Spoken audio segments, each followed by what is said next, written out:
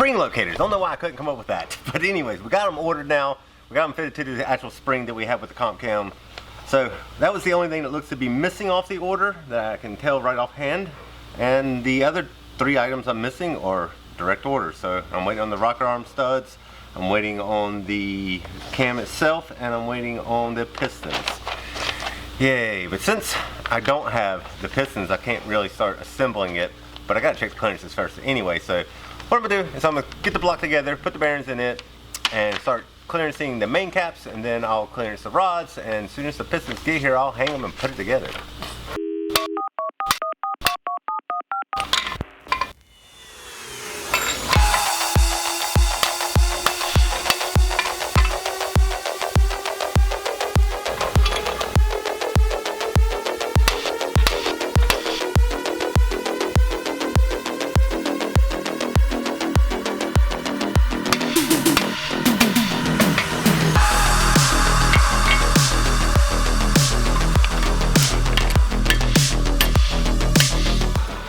You can see dead center. This one, however, which I probably won't be able to show you on camera, whoever drilled it did not drill it straight down the block. It is slightly off to the right. Let me get it actually over here so you can see it. But if you can see, the hole is ever so slightly not perfectly centered. But how you got the casting, it shows like where it should be coming down. Yeah, it's not centered with that at all. It's ever to the right. So I had to take the first cam bearing I put in. I was like, it was way over to the left, like barely could see anything through it, any light whatsoever. Ugh, it was terrible. I took that cam bearing out, put a new one in, after I figured out it was not centered. Plugs we took out back in it, we got all the cam bearings in there, checked them to make sure they were lining up properly. So all that's left, get this thing on the engine stand, get it up front, start mocking the bearings up for the main caps. So we gotta get these surfaces cleaned up a little bit. They actually don't look that bad. It looks like the last time they had this block machined on, they actually had it line honed. You can see the little cross hatches in there where it's been machined before. But let's get to cleaning. We got those nice and fresh main bearings. Let's get them out of here and get them put in the motor now. We've got the surfaces clean and on to a time lapse.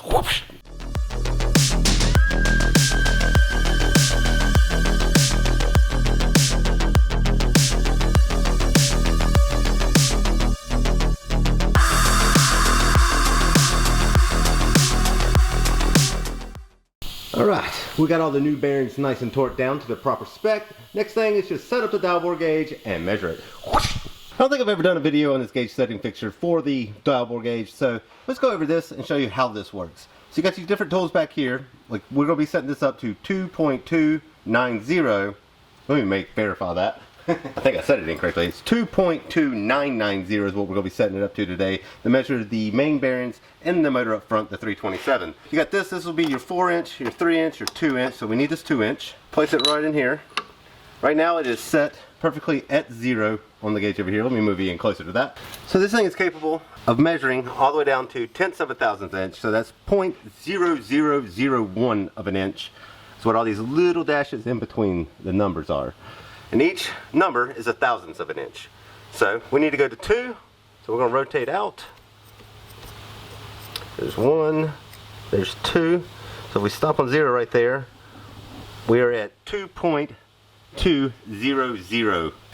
Alright, so now we need to go to, it was 2.2990. So we rotate out, and this is done in 25 increments, 25 thousandths of an inch increments. So there is 0, so we are at 2.2250. Another 25, stop on 0, that'll put us at 2.250. 25 more. You were going to 2.2990, which is 1,000th shy of being 2.300. So what we're going to do, instead of going to full 25, we're going to back it down 1 to 24. That's 1,000th of an inch off. So let's take it to 24. Right there. Perfect. Lock and load. And now let's get on to setting the dial bore gauge up. So we got this little chart right here. It shows us which tool that we need to put in the dial bore gauge. Being that we're at 2.2990, it's going to be 1. So we need to grab the 1 tool and put it in the base of the dial bore gauge. Here's the little tools I was talking about. And you take this one right here, which is 1. And you know that because it's marked on there. If I can get it to focus on it. Focus. It's got a little 1. It's upside down. There we go. That 1. So that's the one we need. Next, you take the dial bore gauge. You place it in this little cradle. Well, technically we got to put this in first. So let's get that in there first, and then we'll place it in the cradle. Go screwing that in there like so. And then while it's in the cradle, you're going to screw it out until you get your preload. That's where it is. Screw this in and tighten it down. There we go.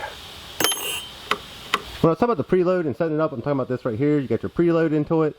Then you're going to take this screw, loosen it up, zero out your gauge. Very lightly verify that it is on 0.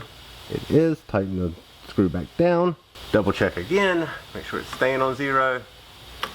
So what you're looking at is each mark is a thousandth of an inch. The marks in between it that are shorter are half a thousandth. That'd be 0.0005 of an inch is the shorter.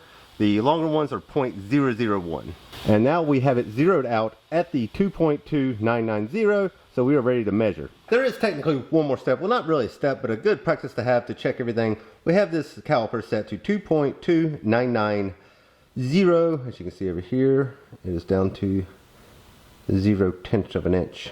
I'm gonna let this thing hold it for me while I measure it against the dial bore gauge and see what it's doing. Let's see what we get. Yeah, buddy, that looks like 0 to me. Right at 0. Yeah, buddy. Let's go over, now that you got the gauge set up, what you do with it. I've already mic'd all the bearings. They all came out pretty good, but we're gonna do the third one because that's where the camera's set up for you to be able to see what I'm doing and go over what's happening.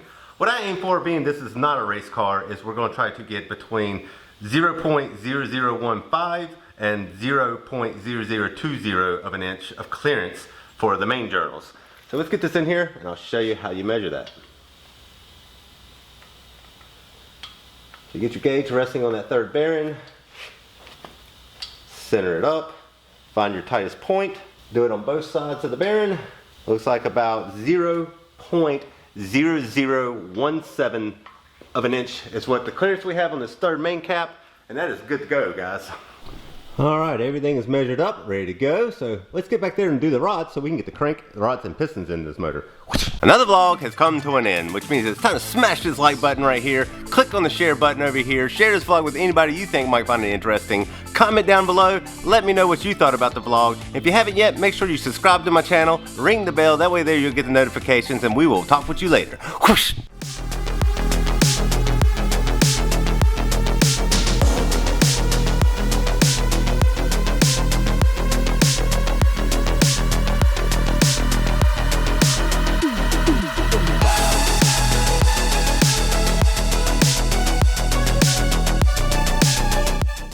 This is what I was talking about earlier. So it's out slightly right there. Got the same amount of space on the left and right of the rod. And then this side is slightly like that. It is dead centered on the rod.